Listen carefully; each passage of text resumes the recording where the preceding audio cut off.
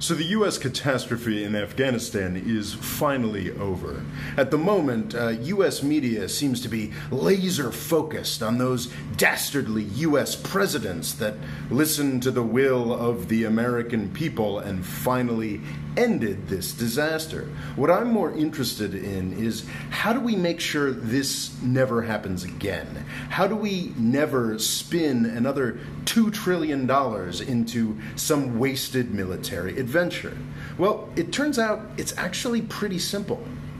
The first thing we have to do is audit the Pentagon.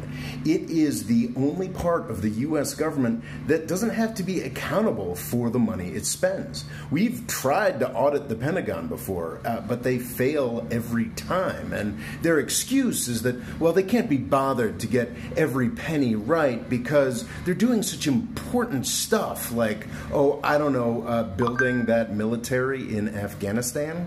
The second thing we need is a months-long series of hearings on U.S. military contracting.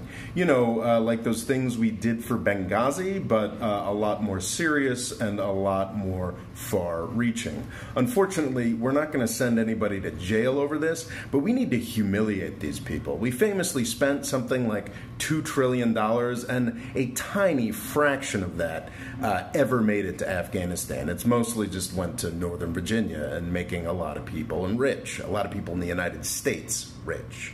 And the third and most important thing to do is enact this piece of legislation that already exists. It's not a bipartisan piece of legislation, it is tripartisan. Bernie Sanders, Democrat Chris Murphy, and Republican Mike Lee have put together a piece of legislation that will claw back war powers for the U.S. Congress. It's the way things are supposed to go in the U.S. Constitution. The Congress is supposed to be in charge of our ability to wage war. I want this to happen not because I think the Congress is particularly wise or trustworthy, but because I think the Congress is timid and it won't want to take responsibility for these horror shows, so these horror shows won't happen.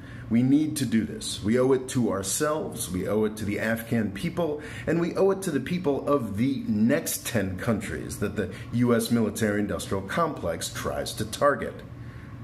We need to do these three things. Let's do them.